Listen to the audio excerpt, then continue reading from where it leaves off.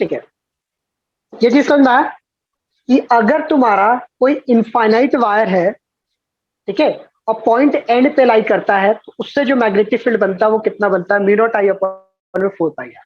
ठीक है, तो एक वायर है, दूसरी वायर भी है इनफाइनाइट वायर, उसके भी एंड पे है, यानी दोनों वायर है।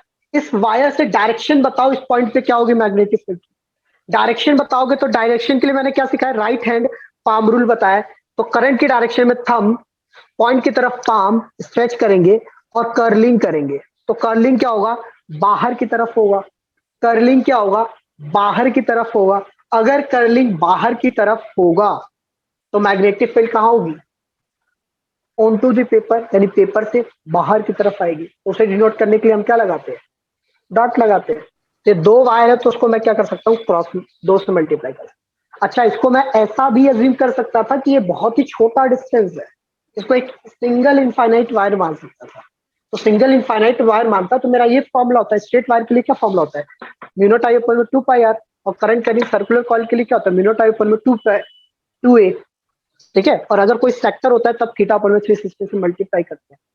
ठीक है, तो इसको कैंसिल करोगे तो ये क्या आ जाएगा, 2 पाई हो। तो ये स्ट्रेट वायर हो गया।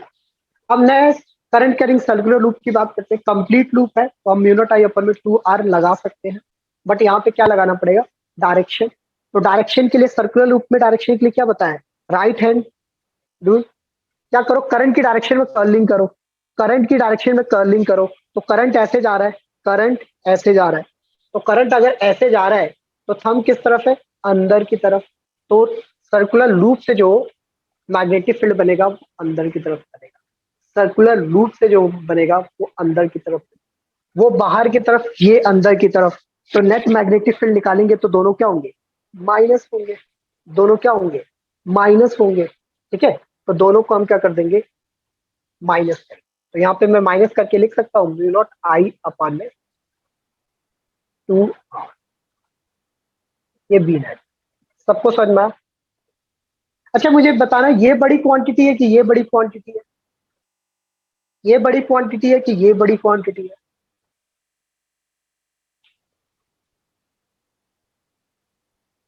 डिनोमिनेटर किसका बड़ा है, इसका बड़ा है, तो ये क्वांटिटी छोटी और ये क्वांटिटी बड़ी है। ठीक है, ठीक है, बट मैंने इसको इस वाला डायरेक्शन पॉजिटिव मान लिया है, तो इसको मैं ऐसे लिखता हूं। ठीक है, जो कॉमन लेना हो वो कॉमन ले लेना। यहां तक सभी को क्लियर है ना, किसी को कोई दिक्कत है तो बता दो, किसी को कोई दिक्कत है तो तुरंत बता दो। अच्छे से सभी को क्लियर होना चाहिए, अच्छे से सभी को क्लियर होना चाहिए। लास्ट क्लास में मैंने एक और क्वेश्चन बताया था, ये स्क्वायर वाला बताया था। अगर कोई तुम्हारा स्क्वायर है, अगर कोई तुम्हारा स्क्वायर है, इसमें करंट फ्लो हो रहा है 10 एम्पियर। करंट कितना फ्लो हो रहा है, 10 एम्पियर। और ये जो डिस्टेंस है वो 10 मीटर है। तो स्क्वायर है तो सारी साइड्स बराबर है, और ये करंट ऐसे फ्लो होगा। तो इसके सेंटर ओ पे कितनी मैग्नेटिक फील्ड होगी ये बतानी। सेंटर ओ पे कितनी मैग्नेटिक फील्ड होगी ये बतानी। ठीक है, तो इसको कैसे सॉल्व करेंगे इस चीज को देखते हैं। ये मैं इरेज कर रहा हूं, अगर किसी ने नोट नहीं किया है तो फटाफट इसका स्क्रीनशॉट ले लो, अच्छे से ले।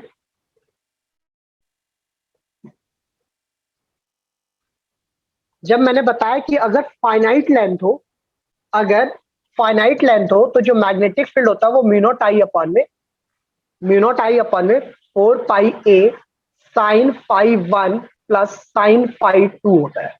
क्या होता है, sine phi 1 plus sine phi 2। मैंने तुम्हें बार बार बताया है कि जब जब फॉर्मूले लिखते हो ना, तब तक उसको एक बार रीड कर लिया करो, क्योंकि रीड करने से वो चीज तुम्हें याद हो जाती है। क्या हो जाती है, याद हो जाती है। ठीक है, तो फाइनाइट लेंथ है।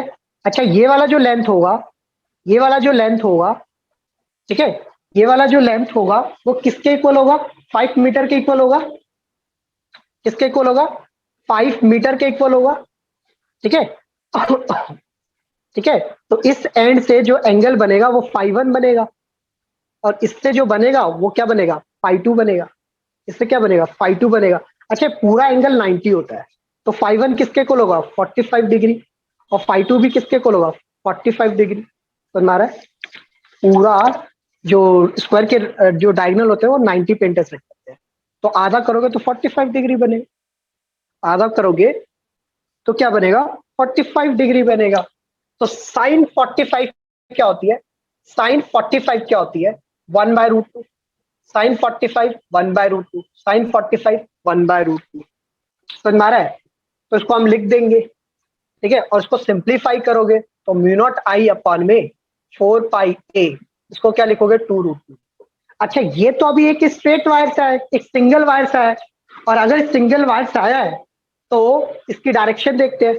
तो देखो, करंट ऊपर की तरफ, पॉइंट की तरफ मैंने पाम स्ट्रेच किया और कर्लिंग की, कर्लिंग क्या हो रहा है, अंदर की तरफ हो रहा है, कर्लिंग कहाँ हो रहा है, अंदर की तरफ हो रहा है।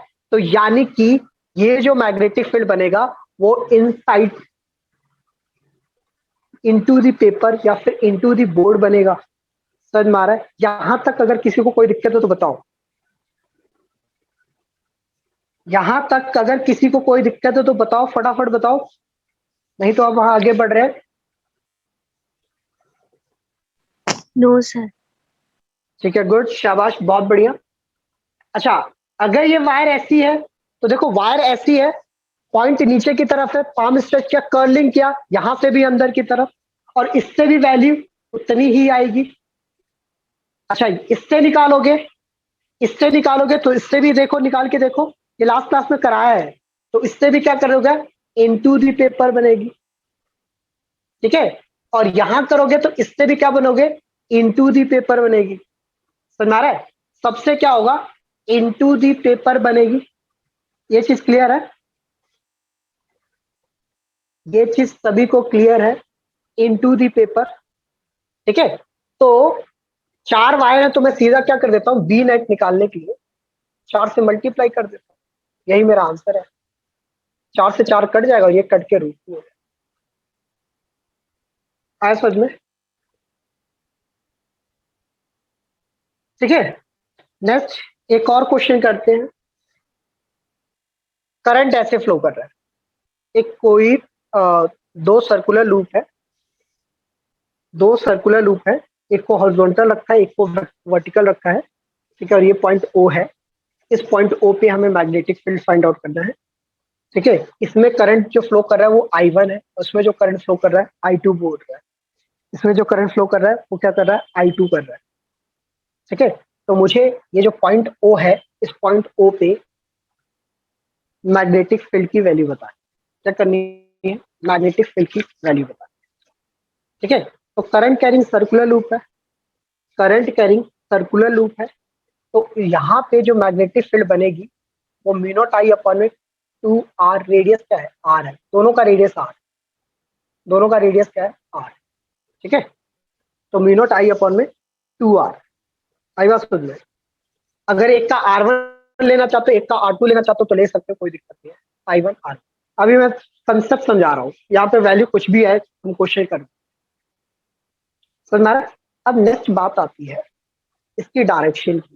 तो ये देखो, लूप जो है ना, ये हॉरिजॉन्टल वाला लूप ऐसे रखा हुआ है, हॉरिजॉन्टल वाला लूप कैसे रखा है, ऐसे, मतलब ऐसे हॉरिजॉन्टल रखा है, और करंट कैसे फ्लो कर रहा है, ऐसे फ्लो कर रहा है, करंट कैसे फ्लो कर रहा है, ऐसे, मतलब ऐसे अंदर की तरफ जा रहा होगा, फिर बाहर आ रहा होगा, फिर अंदर, ऐसे जा रहा है। तो थंब की डायरेक्शन ऊपर की तरफ, अगर थंब की डायरेक्शन ऊपर की तरफ, तो मैग्नेटिक फील्ड इससे क्या बनेगी, ऊपर की तरफ बनेगी, मैग्नेटिक फील्ड क्या बनेगी, इससे ऊपर की तरफ बनेगी, मैग्नेटिक फील्ड क्या बनेगी, ऊपर की तरफ बनेगी। ये B1 है, ये क्या है, B1 है। अच्छा, अब नेक्स्ट देखते हैं, ये वाला लूप ऐसे रखा है, वर्टिकल रखा है, वर्टिकल रखा है तो ऐसे देखो, करंट अंदर जा रहा है, फिर बाहर आ रहा हो, अंदर जा रहा है, बाहर आ रहा है, तो मैग्नेटिक फील्ड किस तरफ बन रहा है, इस तरफ।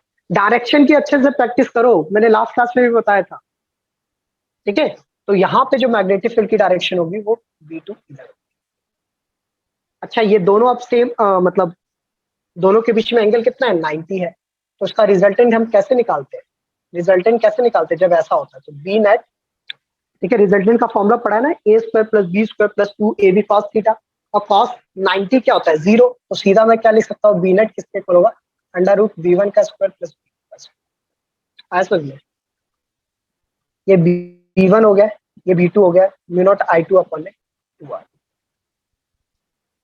ठीक है, उसके बाद उसकी वैल्यू पुट करके तुम्हारे पेपर में अगर ऐसा कोई क्वेश्चन आता है तो वो पूरी वैल्यू दे, और साथ में अगर ये बोल दे कि यहाँ पे 10 टर्न है और यहाँ पे 50 टर्न है, तो वो n से मल्टीप्लाई हो, वो क्या हो जाएगा, n से मल्टीप्लाई हो।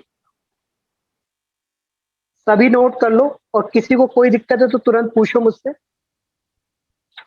मतलब न्यूमेरिकल मैंने इस तरीके से करा दिया कि पूरा कंपटीशन लेवल कवर हो गया, समझ में आ रहा है, पूरा कंपटीशन लेवल तुम्हारा कवर हो।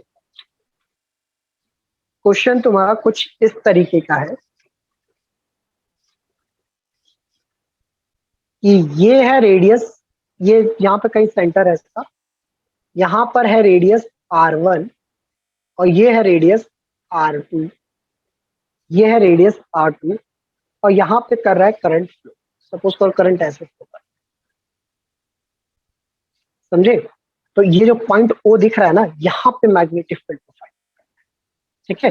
तो फटाफट ना, अभी फॉर्मूला नहीं, मुझे डायरेक्शन बताओ, इस छोटे वाले से यहाँ पे कैसी डायरेक्शन होगी, इस बड़े वाले से कितनी डायरेक्शन, तो उसके बाद वैल्यू की तो हम बाद में बात कर लेंगे। डायरेक्शन बताओ, डायरेक्शन इंपॉर्टेंट है, क्योंकि वैल्यू में तो सिर्फ फॉर्मूला लगना है और कुछ लगना ही नहीं।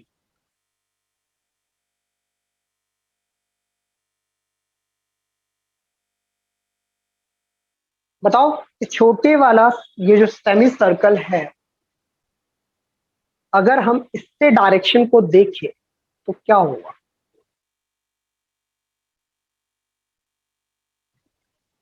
ये वाला नोट आई होप सबने कर लिया होगा, इसको इरेज कर रहा हूं, इसको क्या कर रहा हूं, इरेज कर रहा हूं।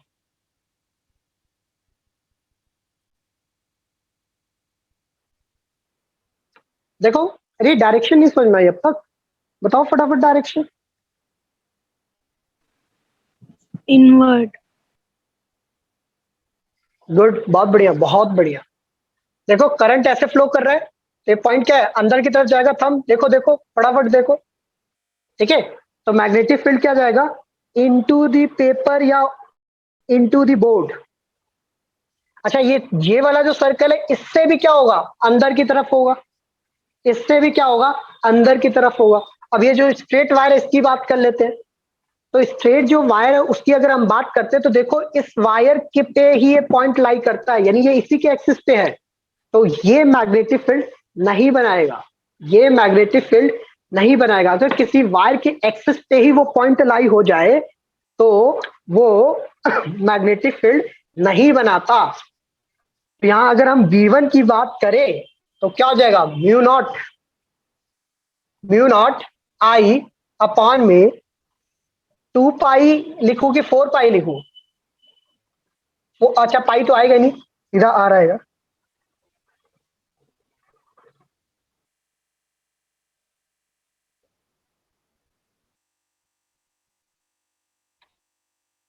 टू लिखा है, सही है, कंप्लीट सर्कल के लिए 2 होता है, ये तो आधा है ना 180, तो 1/2 होगा, ठीक है। R1 की मैं बात कर लेता हूँ, इसमें R1 करंट तो आई है।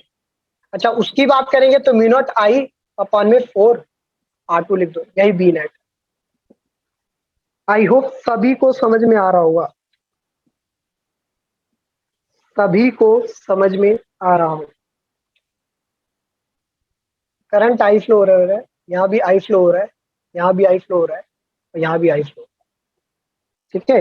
वैसे तो क्वेश्चन में गिवन नहीं है, बट ये अंडरस्टूड है कि ये वाला एंगल 90 है, ये अंडरस्टूड है, ये वाला एंगल बन रहा है 90। बस यही क्वेश्चन है, पॉइंट O है यहाँ पे, ठीक है। इस पॉइंट O पे नेट मैग्नेटिक फील्ड बता, ठीक है। रेडियस स्मॉल आर है, रेडियस स्मॉल आर है,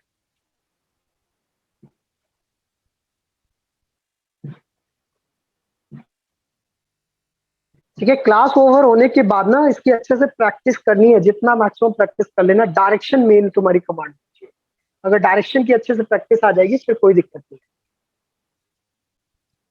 देखो अगर एक कंप्लीट सर्कल होता तो ये कितना बनाता, म्यू नॉट आई अपॉन में 2r, बट ये कंप्लीट नहीं है, ये वाला एंगल नहीं, कितना है 270 डिग्री, तो 360 से मल्टीप्लाई करें तो ये पूरे सर्कल का आ जाएगा। अच्छा इसकी डायरेक्शन देखो सर, तो इसकी डायरेक्शन देखो जरा, सभी डायरेक्शन बताओ। कर्लिंग इस तरीके से हो रही, कर्लिंग इस तरीके से हो रही है, तो थंब बाहर की तरफ आ रहा है, थंब क्या कर रहा है, बाहर की तरफ आ रहा है। अगर थंब बाहर की तरफ आ रहा है तो ये पॉइंट,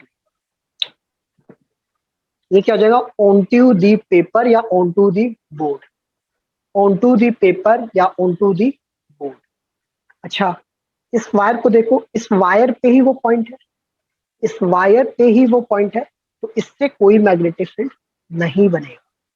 और इससे कितना मैग्नेटिक फील्ड बनेगा, तो ये इनफाइनाइट वायर है बट एक एंड पे है, क्या है, एक एंड पे है, तो एक एंड पे है तो क्या लिखोगे, म्यू नॉट आई अपॉन में 4 पाई r, mu naught I upon में 4 पाई r लिखोगे। सुन आ रहा है, अब इसको काट दो, 0 से 0 कट गया, 9 3 27, 4 36, तो यही है। अब फाइनल, अच्छा इस स्ट्रेट वायर से करंट की डायरेक्शन क्या होगी, तो देखो ऐसे जा रहा है करंट, ऐसे जा रहा है, हमने पॉइंट की तरफ इस पाम को स्ट्रेच किया और बाहर की तरफ, तो बाहर की तरफ क्या रहे, तो यानी दोनों ऐड होंगे, दोनों क्या होंगे, ऐड होंगे, तो म्यू नॉट आई अपॉन में 4r कॉमन आ रहा है, यहाँ क्या बचा, वो 3/2, और यहाँ क्या बचा 1/5, यही हमारा आंसर आ जाए, यही चीज क्या हो जाएगी हमारी आंसर। सबको ये चीज क्लियर है, फटाफट बताओ। Yes sir. ठीक है गुड, बहुत बढ़िया। बाकी सबको क्लियर नहीं हुई क्या, यस सर। बाकी सबको क्लियर नहीं, ठीक है गुड, शाबाश, बहुत बढ़िया। ठीक है, तो आज की क्लास में ना हम इतना ही पढ़ रहे हैं, क्योंकि हमने न्यूमेरिकल काफी प्रैक्टिस कर लिए। ठीक है, नेक्स्ट क्लास में हम सर्कुलर लूप, अगर कोई सर्कुलर लूप है, ठीक है, उसके एक्सिस पे अगर कोई पॉइंट है, उसके एक्सिस पे अगर पॉइंट है, तो उससे कितनी मैग्नेटिक फील्ड होगी, ये फाइंड आउट करेंगे, और साथ में एम्पियर सर्कुलर लॉ है। ठीक है, तो अभी क्लास ओवर कर रहा हूँ, ये सबने नोट कर लिया, किसी को कुछ पूछना है तो बता दो मुझे।